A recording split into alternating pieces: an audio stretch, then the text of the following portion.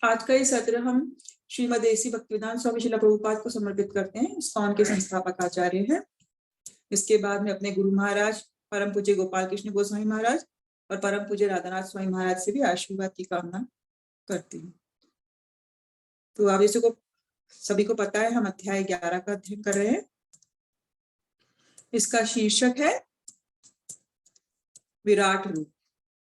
इसमें 55 श्लोक है और आज हम श्लोक नंबर 47 to 55 कवर करेंगे।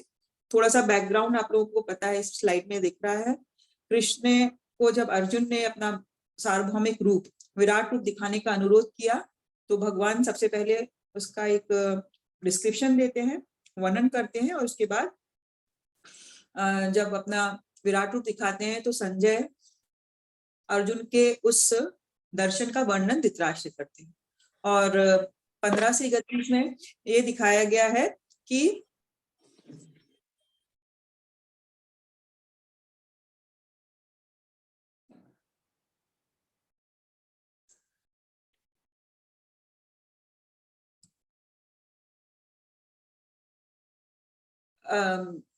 अर्जुन का क्या अनुभव होता है जब वह सार्वभौम रूप देखते हैं। और फिर वह उस रूप को देखकर एक्चुअली उसमें वह काल रूप का दर्शन करते हैं। तो काल रूप का दर्शन करते हैं तो वह थोड़े से भयभीत हो जाते हैं अर्जुन, और वह कृष्ण भगवान से प्रश्न पूछते हैं कि आप कौन, ये आपका रूप कैसा है और इसका क्या उद्देश्य है।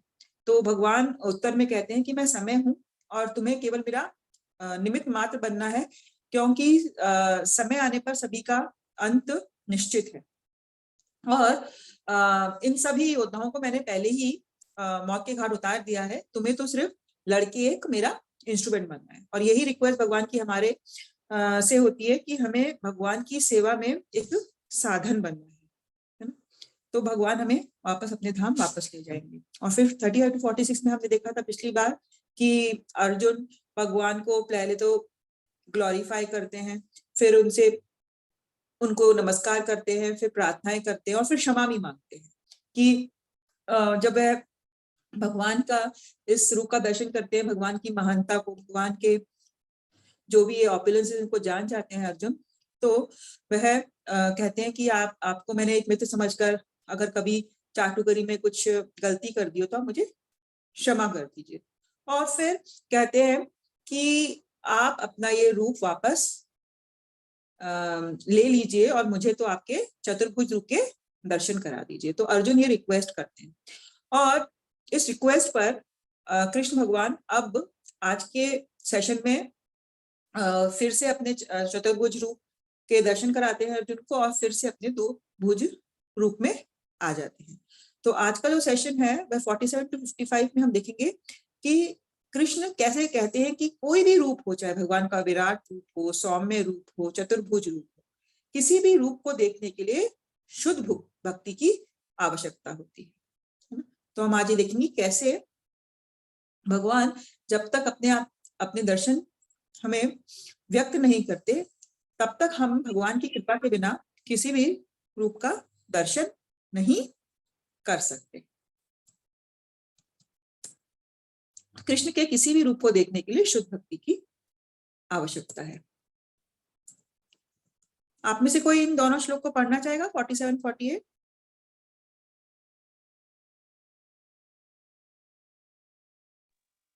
हरे कृष्णा माता जी, मेरा पढ़ने की मन है। हाँ जी सुमन जी। कृष्ण हरे कृष्णा। कृष्ण के को देखने की दुर्लभता।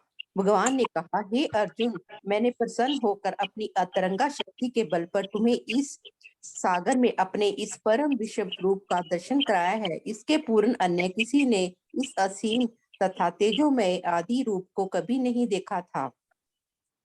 हे कुरुश्रेष्ठ, तुमसे पूर्व मेरे इस विराट विश्व रूप को किसी ने नहीं देखा, क्योंकि मैं ना तो वेदन के द्वारा, न यज्ञ, दान, पुण्य या कठिन तपस्या के द्वारा इस रूप में इस संसार में देखा जा सकता हूँ। हरे कृष्णा माता जी, धन्यवाद।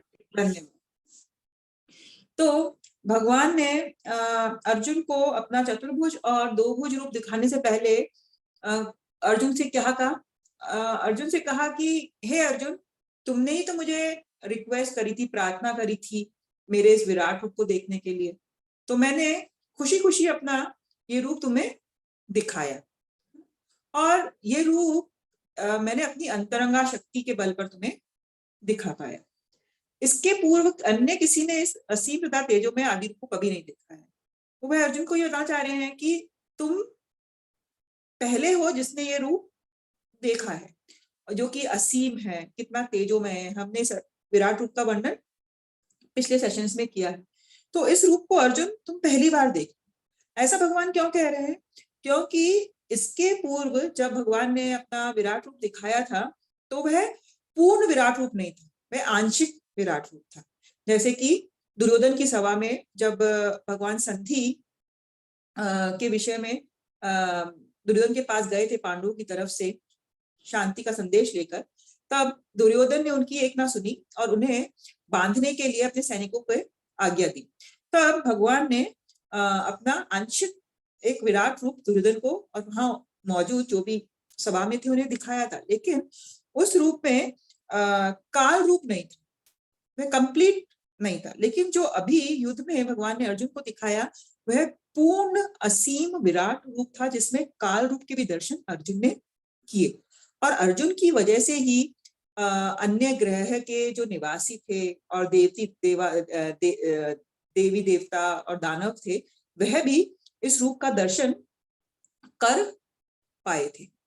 तो भगवान कह रहे हैं कि मैंने अपनी अंतरंगा शक्ति के बल पर अपनी कृपा से तुम्हें ये दर्शन कराया है, और अब तुम कह रहे हो कि मुझे ये दर्शन मुझे नहीं देखना है, मुझे आप फिर से चतुर्भुज रूप दिखाइए। तो भगवान एक तरह से उसमें अर्जुन को चिढ़ा रहे हैं कि तुमने ही तो कहा था, लेकिन वह अंदर ही अंदर जानते थे कि अर्जुन इस रूप को देखकर थोड़ा भयभीत हो गए थे। तो भगवान कहते हैं कि हे कुरुश्रेष्ठ, तुमसे पूर्व मेरे इस विश्व रूप को किसी ने नहीं देखा। ठीक है, ये बहुत ही रेयर है, बड़ा ही विरला है इस रूप को देखना, आज तक किसी ने नहीं देखा। और क्यों नहीं देखा? क्योंकि कोई कितने ही वेदों का अध्ययन नहीं कर ले, है ना। 4 वेद होते हैं हमारे, ऋग्वेद, समवेद, यजुर्वेद, अथर्ववेद।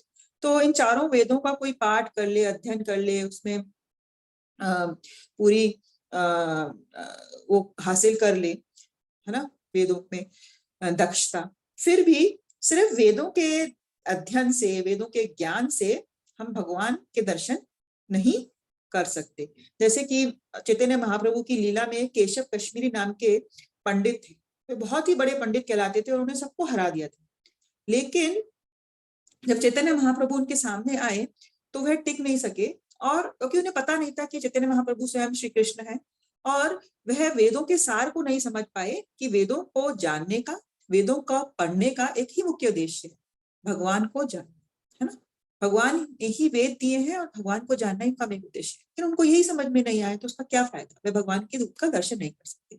फिर हम बड़े बड़े यज्ञ ही क्यों ना करें, है ना। यज्ञ मतलब सैक्रिफाइसेस, हमारी वेदों में लिखा हुआ है कि हमें इस प्रकार के विभिन्न यज्ञ करने चाहिए, जैसे कि अग्निहोत्र यज्ञ होते हैं, बहुत सारे यज्ञ होते हैं। तो उससे भी हम कई बार भगवान को नहीं समझ सकते हैं, नहीं देख सकते हैं। उदाहरण के तौर पर जब कृष्ण लीला में कुछ ब्राह्मण थे, वो बहुत यज्ञ कर रहे थे, और जब कृष्ण बलराम को भूख लगी तो ग्वालबाल उनसे कुछ मांगने को आए, उन्होंने मना कर दिया।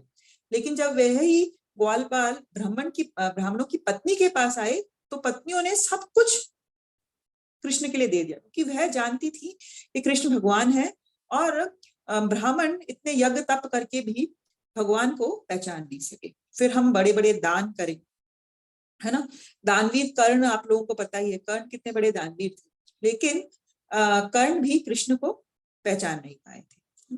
और कोई भी पुण्य कमा लें हम, ठीक है ना, और बहुत सारी पायस एक्टिविटीज करें, जैसे दान है, किसी की सहायता करें, अनाथ आश्रम खोलें, है ना, धर्मशालाएं खोलें, प्याऊ खोलें, लेकिन ये सभी पुण्य हमें स्वर्ग तक तो ले जा सकते हैं, लेकिन भगवान को समझने में हमारी मदद नहीं कर सकते, भगवान तक हमें ले जाने में हमारी मदद नहीं कर सकते।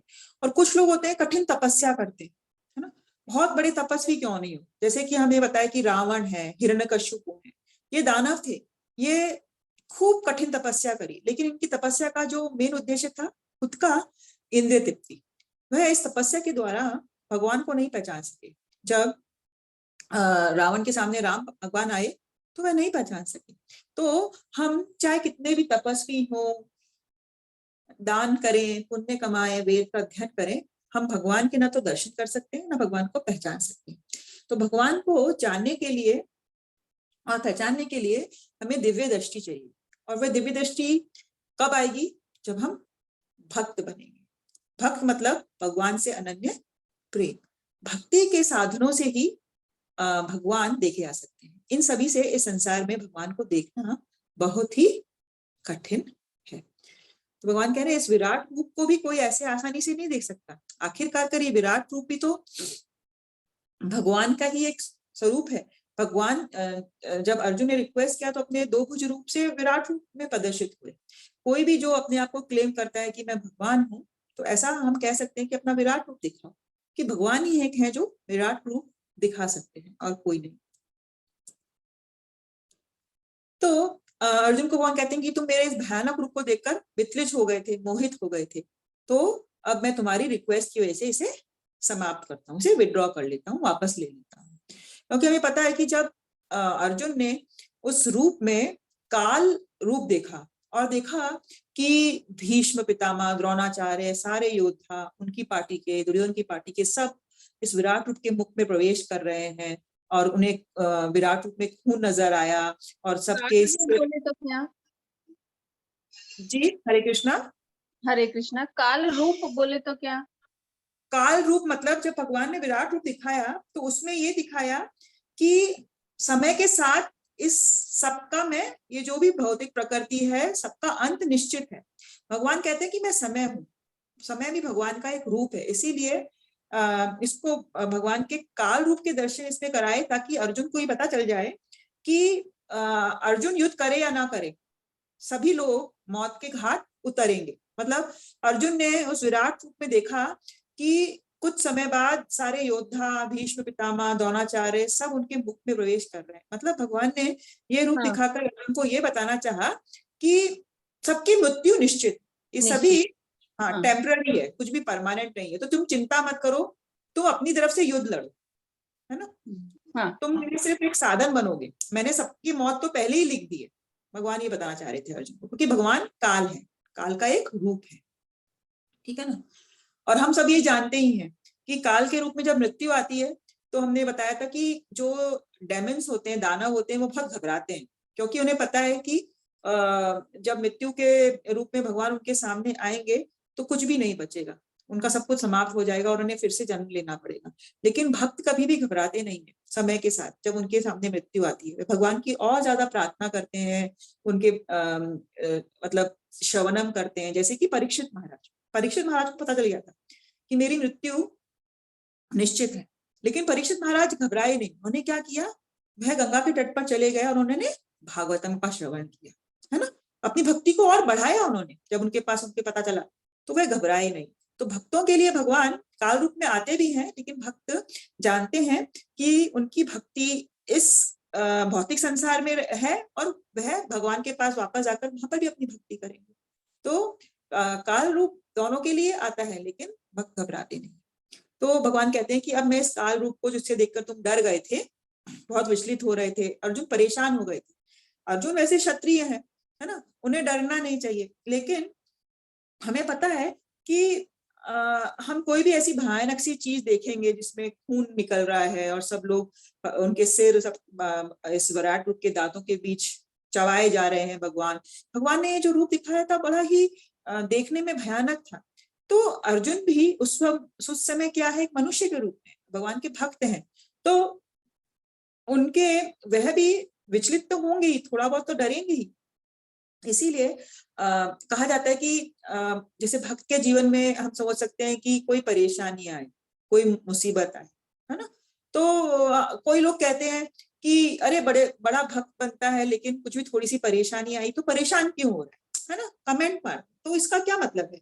देखो, हम लोग चाहे भक्त हैं, लेकिन अभी भी हम इस भौतिक शरीर में हैं, और भौतिक शरीर में है तो भौतिक स्तर पर रहकर हमें दुख दर्द तकलीफ तो होगी। जैसे कि जब अभिमन्यु की मौत होती है तो अर्जुन रोते हैं, है ना। कोई कह सकता है कि इसे तो पूरा भगवत गीता का ज्ञान है कि हम आत्मा है, शरीर नहीं है, तो ये क्यों रो रहा है ना।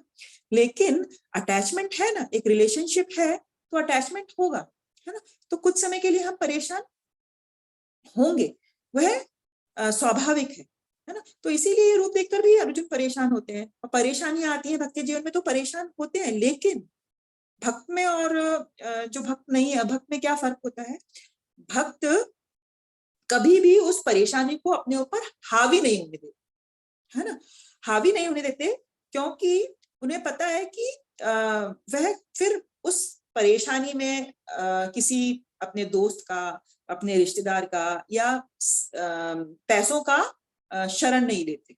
वह क्योंकि भगवान के प्रति शरणागत है, तो वह भगवान की क्योंकि पूर्ण शरणागति में है, तो उन्हें किसी भी प्रकार का अंदरूनी भय नहीं रहता। तो जब भी कभी भक्त के जीवन में परेशानी आती है तो उसकी पहचान होती है कि वह कितना विचलित होता है। और अगर विचलित होता भी है तो फिर से अपने वापस नॉर्मल लेवल पे आ जाता है या नहीं आता है। जैसे कि भक्त की टेस्टिंग हो गई है, अगर भक्त के जीवन में कोई परेशानी आई, भक्त भक्ति करना छोड़ दे, जाप करना छोड़ दे, तो भगवान समझ जाएंगे कि इसकी शरणागति इतनी अच्छी नहीं। लेकिन अगर कोई भक्त मुसीबत में भी जब तक नहीं छोड़े, तो भगवान समझ जाएंगे कि मैं कैसे इसकी मुसीबत को जल्दी से जल्दी हल करूं, क्योंकि ये मेरे प्रति अभी भी शरणागत।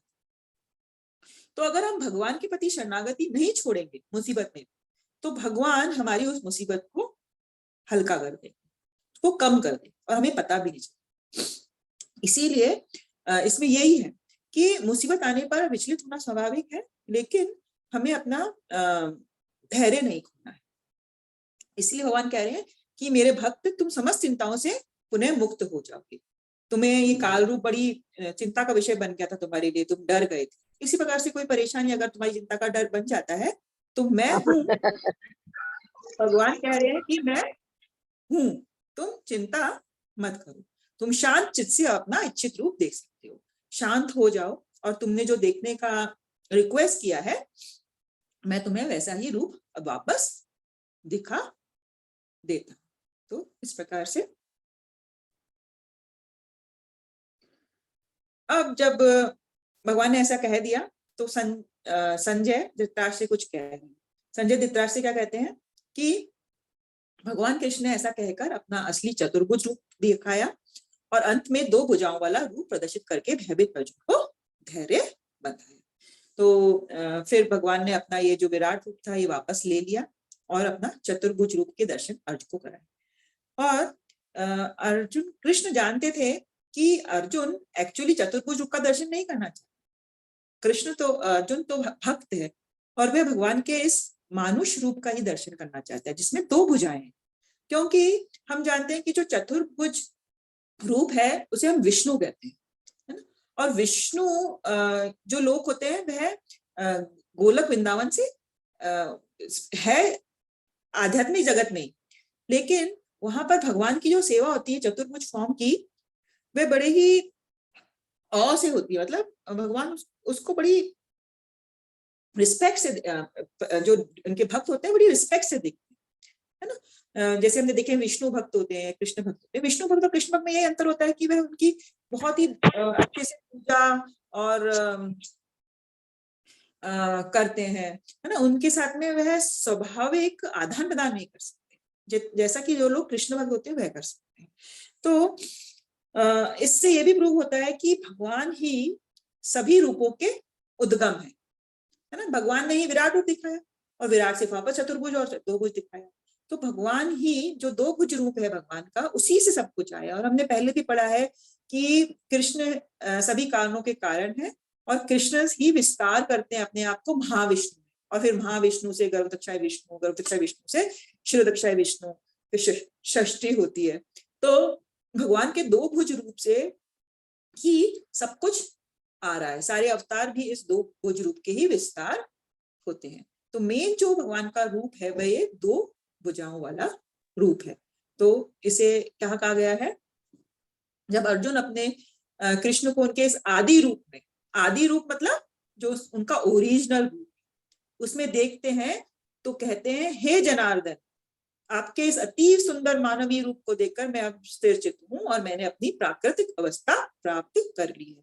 तो अर्जुन क्या कहते हैं कि आपका जो ये मानवीय रूप, ठीक है, मानवीय रूप क्यों कह रहे हैं, क्योंकि कृष्ण का जो ये रूप था इसमें दो भुजाएं थी और हम मनुष्य हैं, हमारी भी कितनी दो भुजाएं होती हैं। तो इसका ये मतलब नहीं है कि कृष्ण का हमारे ऐसा रूप है, इसका ये अर्थ है कि हम लोगों का कृष्ण का जो ओरिजिनल दो भुजाओं वाला रूप है, हमारा रूप भगवान की तरह है। और कुछ लोग जो नास्तिक होते हैं वह क्या सोचते हैं कि भगवान भी एक साधारण मनुष्य के समान है ना, मानुषिम रूपम समझ के होते कि भगवान ने तो ये मनुष्य का रूप धारण कर लिया है और ये तो कुछ अधिक शक्तिशाली एक मनुष्य ही है, भगवान को मनुष्य मान लेते हैं, है ना। तो हमने 9वें अध्याय में पढ़ा था ना 9.11 में, अव जानंती मां मूढ़ा मानुषिम तनुमाश्रितम, जो अव जानंती है, जो मूढ़ा लोग हैं, जिन्हें ज्ञान नहीं है, वह लोग मुझे मनुष्य समझ बैठते हैं। उन्हें नहीं पता कि मैं सभी का उद्गम हूं, मैं तो आदि रूप में दो भुजाओं वाला हूं और मुझसे ही सारे रूप आए हैं। वे भगवान जब इस धरती पर अवतरण लेते हैं तो उन्हें एक साधारण मनुष्य मानते हैं, जैसे कि दुर्योधन जैसे लोग। और दुर्योधन के सामने भगवान होने के बाद भी वह उन्हें नहीं पहचान पाए, रावण के सामने भगवान होने के बाद भी वह उन्हें नहीं पहचान, है ना। इस प्रकार से कंस भी भगवान को नहीं पहचान। तो ये लोग भगवान को अपने सामने देख भी लिया आंखों से, फिर भी भगवान को जान नहीं पाए, पहचान नहीं पाए, क्योंकि भगवान के किसी भी रूप को देखने के लिए, पहचानने के लिए भक्ति आवश्यक है। भक्त को ही भगवान अपना फॉर्म जो है वो रिवील करते हैं, है ना, दिखाते हैं, पहचान देते हैं। हर किसी को नहीं दे सकते, चाहे वह सामने हो तो भी हो सकता है कि हम नहीं पहचान पाए जब तक कि हमारे में दिव्य चक्षु नहीं है। और दिव्य चक्षु कब आएंगे, जब हम भक्ति करेंगे। तो अर्जुन कह रहे हैं कि अब आपका ये रूप देखकर जो कि सौम्य है, बड़ा ही सुंदर है, मेरा मन अभी स्थिर हो गया और मैंने अपनी प्राकृतिक अवस्था प्राप्त कर ली। अब प्राकृतिक अवस्था प्राप्त करने का क्या मतलब हुआ, मैं अपनी ओरिजिनल स्टेट में आ गया, क्योंकि अब तक अर्जुन थोड़े भयभीत हो गए थे, है ना, वह अपना धैर्य खो चुके थे। तो उनका ओरिजिनल स्टेट क्या है, भगवान के साथ भक्ति का संबंध। तो वह अपने इस नेचुरल स्टेट में आ गए थे। अब वह रिलेट कर पा रहे थे कि मेरा मित्र ही मेरे सामने खड़ा है और मैं भगवान का एक भक्त हूँ। तो उन्होंने फिर से अपने नॉर्मल प्राकृतिक अवस्था को प्राप्त कर लिया अर्जुन ने। अब जब ये कन्वर्सेशन हो गया, भगवान फिर से दो भुज रूप में आ गए, तो कृष्ण अब क्या कहते हैं कि जो भगवान का ये व्यक्तिगत रूप है वह कितना इंपॉर्टेंट है और इन 3 श्लोक में भक्ति की महिमा को गाया गया है। तो हम देखते हैं कैसे। कृष्ण कहते हैं 52 और 53 में कि इस मानव रूप को देखना बहुत ही दुर्लभ है, भगवान के दो भुज सौम्य रूप को देखना, और केवल अनन्य भक्ति से ही कृष्ण को जाना और देखा जा सकता है। और ये अनन्य भक्ति हम कैसे कर सकते हैं, जो हमने 9 प्रोसेसेस ऑफ डिवोशनल सर्विस पढ़े ना, नवदा भक्ति, अगर हम नवदा भक्ति करेंगे तो हम कृष्ण को प्राप्त करेंगे, मतलब कृष्ण को देख सकते हैं और कृष्ण को जान सकते हैं। तो हमने देखा कि इस अध्याय में भी, इस अध्याय का शीर्षक तो है विराट रूप, और हम सोच सकते हैं कि जो ये भक्ति सेक्शन है 7 नंबर से 12 नंबर तक के अध्याय है, इसमें विराट रूप क्यों बीच में आ गए, है ना, वो तो कुछ भक्ति से रिलेटेड नहीं है। लेकिन हमने देखा कि इस चैप्टर के एंड में भी भगवान ने भक्ति की महिमा बतला दी। तो इसीलिए इस चैप्टर को भी डिवोशनल वाले जो भक्ति का वाला भाग है 7 से 12 के बीच में रखा गया है। आप में से कोई श्लोका पढ़ना चाहेगा?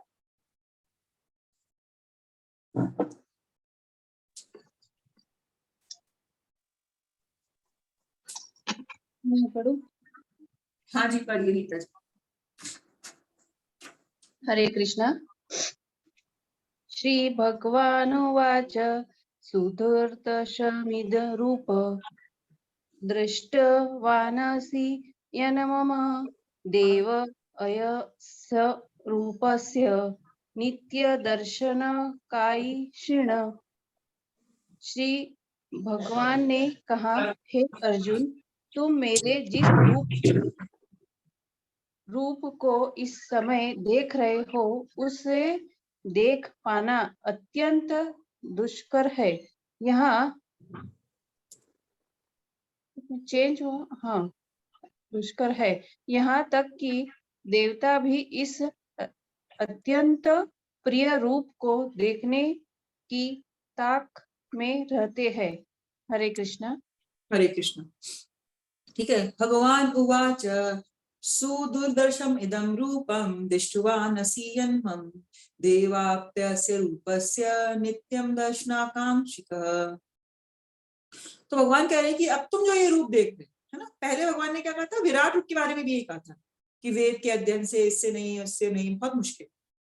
लेकिन भगवान इस श्लोक में क्या कह रहे हैं कि विराट रूप से भी ज्यादा दुर्लभ है इस सौम्य रूप को देखना, है ना। भगवान का जो ये सुंदर आकर्षक रूप है बांसुरी बजाते हुए, ये रूप देखना अत्यंत दुष्कर, बहुत ज्यादा कठिन। यहां तक कि देवता भी इस रूप को देखने की फिराक में रहते हैं। हम लोगों को पता ही है कि जब कृष्ण भगवान का जन्म होने वाला था, देवकी के गर्भ में थे, तो वहां जेल में सारे देवी देवताएं आते थे, है ना, और वह अपनी प्रार्थनाएं भगवान को सुनाते थे कि आप जल्दी से जल्दी अवतरित हुए, है ना। तो भगवान को देखने के लिए देवी देवताओं भी हमेशा इच्छित रहते, क्योंकि देवी देवताएं पहले शिरोदक्षा विष्णु से प्रार्थना करने आए थे कि धरती पर बहुत कष्ट बढ़ गए हैं, दानव बढ़ गए हैं, आप कुछ करिए। तो भगवान उनको सांत्वना देते कि अच्छा, मैं कृष्ण के रूप में इस धरती पर अवतरण, और भगवान समय समय पर राम के रूप में, नरसिंह के रूप में, है ना, कूर्मा के रूप में, अलग अलग अवतारों के रूप में अवतरित होते रहते हैं, और देवी देवता ही उनसे रिक्वेस्ट करते हैं जब कोई प्रॉब्लम आती है। तो देवी देवता विष्णु तक तो पहुंच जाते हैं, लेकिन वह भी भगवान के इस सुंदर रूप के दर्शन नहीं कर पाते, है ना। इसीलिए कृष्ण लीला में आता है ना, ब्रह्म विमोहन लीला और गोवर्धन लीला, उसमें क्या हुआ, ब्रह्मा जी ने जब देखा कि ये ग्वाल बाल तो कृष्ण को झूठा खिला रहे हैं, तो ये कृष्ण भगवान कैसे हो सकते हैं, उनको डाउट हो गया, वो कंफ्यूज हो गए, है ना, और इसीलिए वो सारे ग्वाल बालों को चुरा ले। तो भगवान के इस रूप को देखकर वह भी नहीं पहचान पाते, इसी प्रकार इंद्र भी नहीं पहचान पाए, है ना, और उन्होंने इतनी अत्यधिक वर्षा करी। जब कृष्ण भगवान ने कहा नंद बाबा से कि आप इंद्र की पूजा ना करके गोवर्धन की पूजा करिए, तो उन्होंने इस प्रकार से अपनी इंद्र ने कोप दिखाया, है ना। तब जब उन्हें पता चला कि कृष्ण, उन्होंने रियलाइज किया भगवान है, तो फिर उन्होंने कृष्ण का अभिषेक किया और ये सब किया और माफी मांगी। तो हम देखते हैं कि देवी देवता भी भगवान के इस रूप को देखकर मोहित हो जाते हैं, देखने की फिराक रखते हैं, देखने की ताक लगाते हैं, और कई बार भगवान के इस रूप को भी पहचान नहीं पाते। तो भगवान ये कह रहे हैं कि इस रूप को तो देख पाना और भी कठिन है, इतनी आसानी से ये रूप नहीं देखा जा सकता है। और हमने बार बार सुना है कि जो भक्त होते हैं वे सिर्फ भगवान के इस रूप के प्रति आकर्षित होते हैं, क्योंकि उन्हें पता है कि हम भगवान से प्रेम भक्ति का आदान प्रदान केवल इसी रूप में कर सकते हैं, है ना। अब आप सोचिए कि विष्णु के रूप में भगवान होते अवतरित, है ना, और इधर गाय चरा रहे होते, 4 हाथ होते, तो लोगों को अच्छा नहीं लगता ना, 4 हाथ, उनको वो रिस्पेक्ट आ जाता है, फिर उनको भगवान जैसे ही लगते। लेकिन 2 रूप में, 2 भुजा के रूप में आए, तो उन्हें लगा कि हमारे ऐसे हैं, तो हम उनके साथ आदान प्रदान कर सकते हैं, रिलेशनशिप रख सकते हैं। तो 4 भुजा, तो फिर जो विराट रूप है उसमें तो सैकड़ों भुजाएं हैं, तो ऐसे रूप के साथ में तो हम बिल्कुल आदान प्रदान नहीं कर सकते। सैकड़ों भुजाएं हैं, सैकड़ों मुख हैं, तो हम क्या तो सेवा करेंगे, है ना।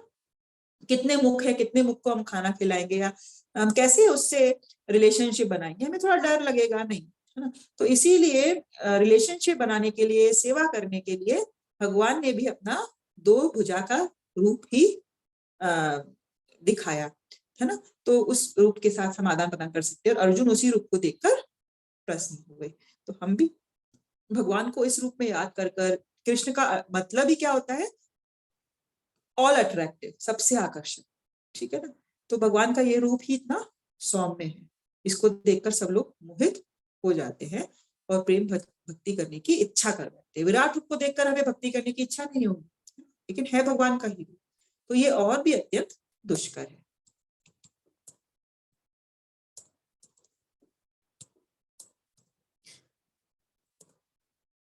अब आप में से कोई पढ़ेगा इसको? मैं पढ़ूं? हाँ जी, उमा जी पढ़िए।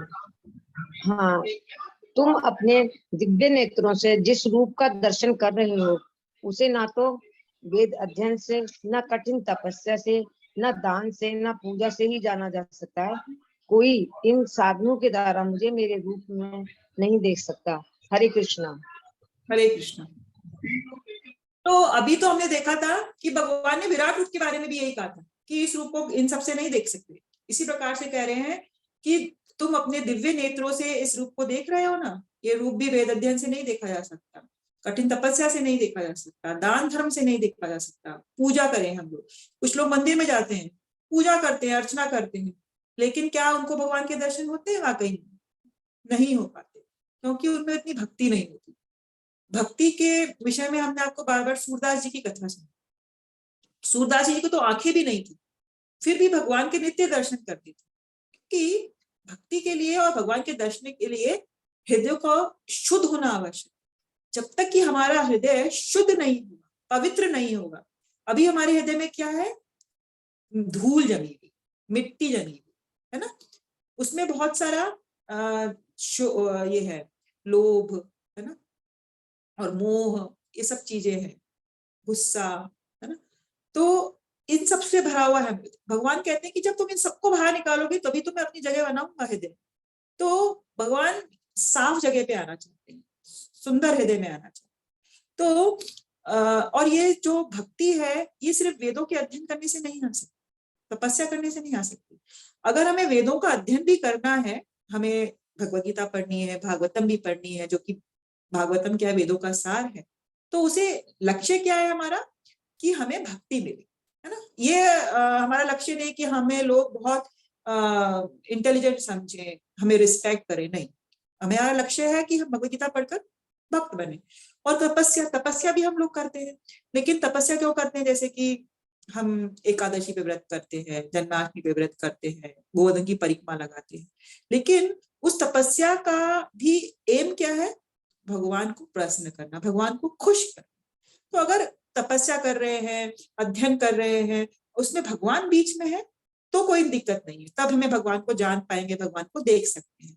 दान भी कैसे करना चाहिए? उलफिजूल दान नहीं, कि हम सोचेंगे कि हमने धर्मशाला खोल दी, अनाथालय खोल दिए, प्याऊ खोल दी, ठीक है, उसका कुछ फायदा है ना, लेकिन क्या फायदा होगा? बस हमारी दान पुण्य से हमारा स्वर्ग में हो सकता है हमें जगह मिल जाए, लेकिन भगवान के दर्शन नहीं हो सकते।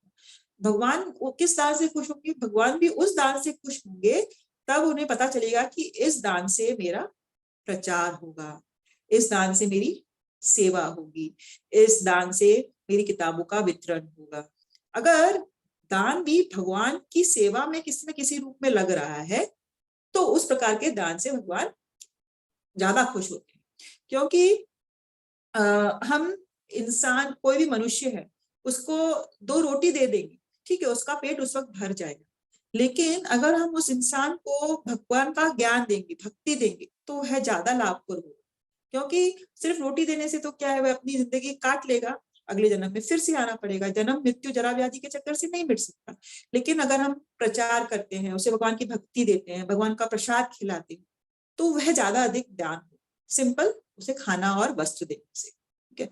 और पूजा पाठ भी क्या होता है? हम लोग कभी रीति रिवाजों में लग जाते हैं कि आज ये पूजा है, आज ये पूजा है, आज गणेश पूजा, आज शिव जी पूजा, हम अलग अलग देवी देवताओं की भी पूजा करते रहते हैं।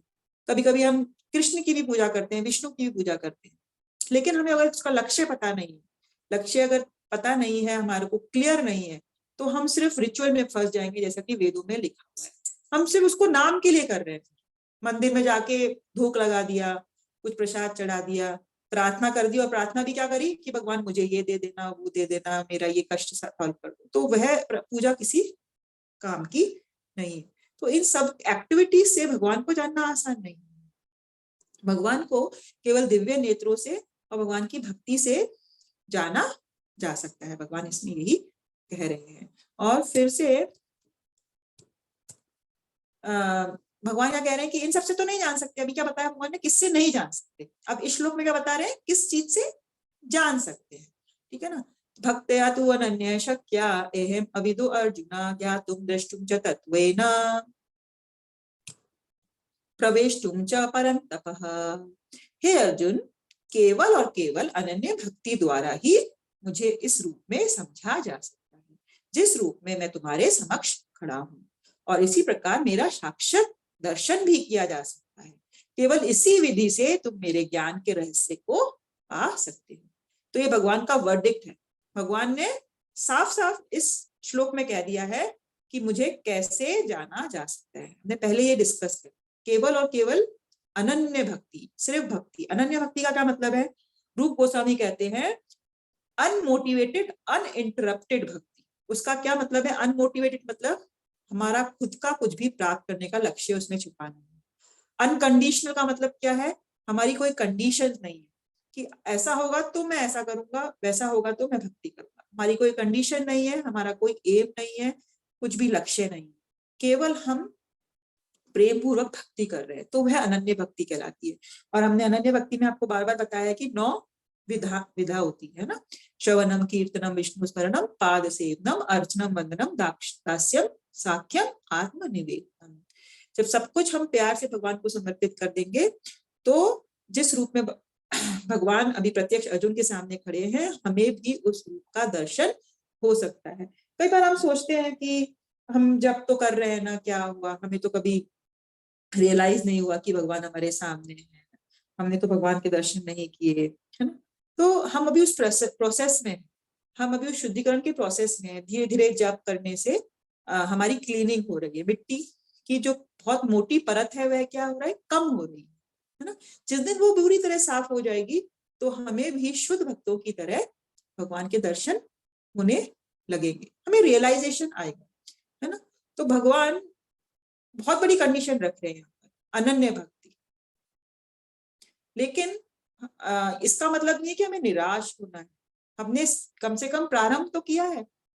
इस दुनिया में इतने सारे करोड़ों लोग हैं, वह लोग तो इसके बारे में सोचते भी नहीं कि गीता अध्ययन करना है, जप करना है, मंदिर जाना है, भक्ति करना है, दान करना है। वह तो सिर्फ और सिर्फ इंद्रिय तृप्ति में लगे हुए हैं। तो कम से कम हम ये जानकर तो संतुष्ट हूँ कि हम उनसे बेहतर हैं। हम कम से कम गीता का अध्ययन तो कर रहे हैं, हम कोशिश तो कर रहे हैं, प्रयास तो कर रहे हैं, क्योंकि भगवान प्रयास देखेंगे, है ना। और प्रयास के अनुसार ही हमें रिजल्ट देंगे, है ना। भगवान ने 4th चैप्टर में कहा था ना, ये अथा माम प्रपद्यन्ते ताम सतैव भजामि। जिस प्रकार से जितना सरेंडर मुझे करेगा कोई, मैं उसका फल उसी प्रकार से देता हूँ। तो हमें प्रयास करते रहना है, एंडेवर करते रहना है, और धीरे धीरे धीरे हमारे अकाउंट में, स्पिरिचुअल अकाउंट में, जो हमारा आध्यात्मिक अकाउंट है, उसमें इंक्रीज होते रहना है ना। जैसे हम हमारा बैंक अकाउंट बढ़ाते हैं, वैसे ही हमें स्पिरिचुअल अकाउंट भी स्लोली स्लोली बढ़ाना है। हो सकता है इस जीवन में 10% हो, किसी का 20 हो जाए, किसी का 40 हो जाए, किसी का 1% 2% हो जाए, किसी का 80% तक भी पहुंच जाए, और किसी का 100% तक भी पहुंच जाए। लेकिन भगवान ने क्या कहा था कि इस भक्ति का कभी भी हास नहीं होगा। अगले जीवन में तुम 41 से स्टार्ट करोगे, है ना। जहां पे हमने छोड़ा था इस जीवन में, उससे आगे तो इसका कभी भी नुकसान नहीं होगा। इसलिए आप लोग कभी भी परेशान नहीं होना है कि हमें कुछ नहीं मिल पा रहा है। बस कोशिश करते रहना है और भक्ति को छोड़ना है, जप को छोड़ना है। ठीक है, ये आज का आखिरी श्लोक है। इसमें भगवान क्या कह रहे हैं, मत कर्म कृन मत परमो मत भक्त संग वर्जित निर्वरः सर्वभूतेषु यह सम्मामेति पांडव। हे अर्जुन, जो व्यक्ति सकाम कर्मों तथा मनोधर्म के कल्मश से मुक्त होकर मेरे शुद्ध भक्ति में तत्पर रहता है, जो मेरे लिए ही कर्म करता है, जो मुझे ही जीवन का लक्ष्य मानता है और प्रत्येक जीव से मैत्री भाव रखता है, वह निश्चय ही मुझे प्राप्त करता है। तो ये एक तरह से आपको लग रहा होगा कि भगवत गीता का सार है। प्रभुपाद ने अपने तात्पर्य में कहा है कि this is the main teaching of Bhagwat Gita, है ना। Main teaching of Bhagwat Gita क्यों? कि आप इसको पढ़ेंगे तो देख भगवान ने क्या कहा है, जो व्यक्ति मेरी शुद्ध भक्ति में तत्पर रह रहा है और वे कैसा काम कर रहा है, मेरे लिए काम कर रहा है। अब कृष्ण कर्म क्या हुआ, मत कर्म मतलब मेरे लिए काम। तो मेरे लिए काम कैसे कर सकता है कोई, देखो कैसे कर सकते हैं। एक तो हम कोई भी सेवा करते हैं, जैसे भगवान के लिए माला बना तो भगवान के लिए काम हो गया, भगवान के मंदिर की सफाई कर रहे हैं, भगवान के लिए काम हो गया। हमारे पास अगर कोई जमीन है तो हम उसमें फूल उगा रहे हैं, तुलसी उगा रहे हैं, फिर भगवान को अर्पण कर रहे हैं। अगर हमारा कोई बिजनेस है तो हम उस बिजनेस के पैसों को भगवान का मंदिर बनाने में लगा रहे हैं, या फिर हम डायरेक्टली भगवान की पुस्तकों का वितरण कर रहे हैं, भगवान की अर्च्य विग्रहों की सेवा कर रहे हैं। तो ये सब क्या है, भगवान के लिए कर्म। और जो मुझे ही अपना जीवन का लक्ष्य मानता है, मतलब मत परमो, जिसको ये पता है कि मैं ही परम लक्ष्य हूँ। हमारे जीवन में बहुत छोटे छोटे लक्ष्य होते हैं। किसी का क्या लक्ष्य होता है, जो बच्चे होते हैं ना कि इस क्लास में मैं पास हो जाऊंगा, बस उनका ये लक्ष्य होता है।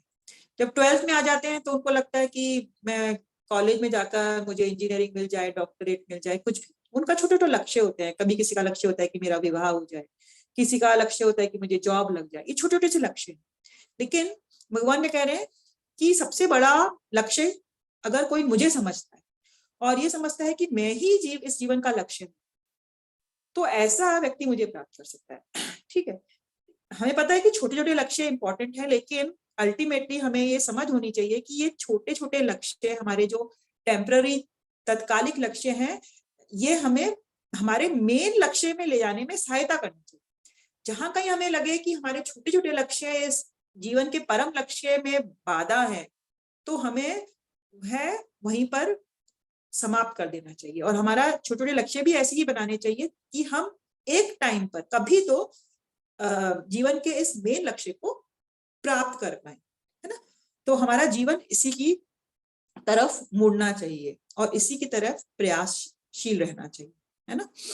जो प्रत्येक जीव से मैत्री भाव रखता है, निर्वैर सर्वभूतेषु का मतलब क्या है, किसी से उसका वैर नहीं, सभी को अपना मित्र समझता है ना।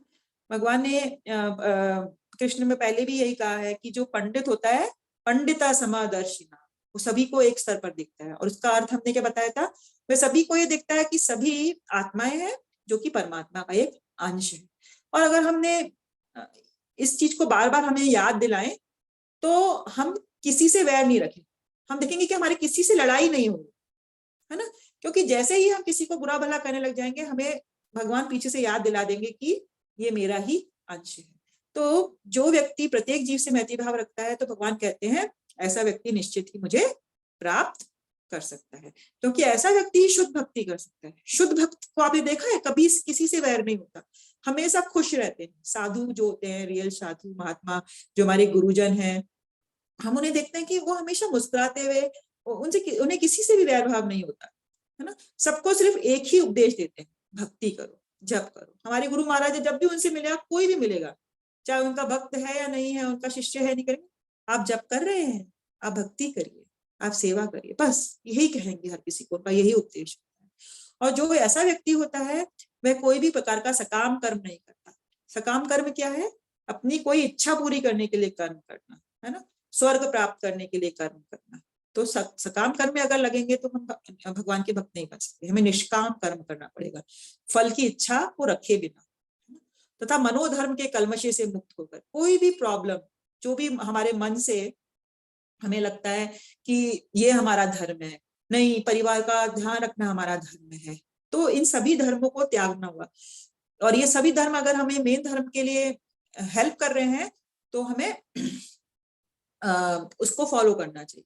इन सब जो कंडीशनिंग है, इन सब जो कंटेमिनेशन है, इससे हमें मुक्त होना हो। कि भगवान अंत में क्या कहेंगे भगवद गीता में, सर्वा धर्मान परित्यज्य माम एकम शरणम व्रज। तुम चाहे ढंग से अपना धर्म निभा पाओ या नहीं पाओ, अगर तुम मेरी शरणगाति में आ गए हो तो तुम्हें सब कुछ मिल जाए। भगवान ये कहते हैं कि जो इस प्रकार से अपना जीवन यापन करता है वह निश्चित ही मुझे प्राप्त करता है। तो इस श्लोक को भगवत गीता का कई बार सार भी कहते हैं। तो ये आज का तो भक्ति से ये चैप्टर एंड हो रहा है, इसलिए इस चैप्टर का इम्पोर्टेंस है, ये भक्ति के बीच में आता है। आप में से किसी का कोई प्रश्न है तो आप पूछ सकते हैं। हरे कृष्णा। हरे कृष्णा। दीदी मेरा प्रश्न तो नहीं है, बस मैं ये पूछना चाह रही थी कि अगली बार क्लास कब शुरू होगी, क्योंकि हमारी तो 28 तारीख तक वो कोर्स पूरा हो जाएगा। आपको यही बताना चाह रही थी कि अगली बार क्लास हो ही नहीं पाएगी क्योंकि हम लोग रामेश्वरम जा रहे हैं। Very good. ठीक है ना, तो हम फ्राइडे शाम को निकल जाएंगे तो क्लास नहीं होगी जी। और हो सकता है कि अगली बार भी आप लोगों में से कोई इस चैप्टर को रिवाइज करना चाहेगा। अगले शुक्रवार को, अगले से अगले हाँ।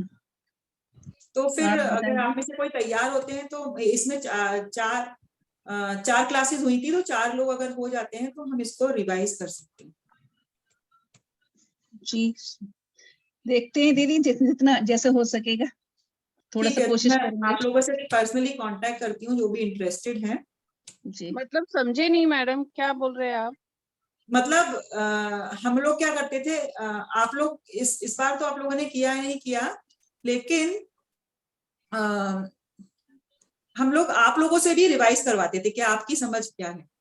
हाँ दीदी पहले करवाया था आपने। हाँ पहले कुछ चैप्टर्स करवाए थे, बहुत टाइम से नहीं करवाया है तो क्योंकि अगले से अगली बार भी मैं हम लोग गुरुवार को तो लौटेंगे ही, तो मैं शायद क्लास नहीं ले पाऊँ, शुक्रवार को तैयारी नहीं हो पाएगी, तो इसलिए अगर हमें क्लास रखनी है तो हम आप लोगों का रिवीजन रख सकते हैं। आप कुछ चैप्टर भी चूज कर सकते हैं कौन सा करेंगे, और आप में से जो भी करना चाहे वो मुझे पर्सनली मैसेज कर दीजिए, तो हम कोई भी एक चैप्टर का रिवीजन रख लेंगे। अगले अध्याय 6 तक हो गया था दीदी, पहले अध्याय 6 तक।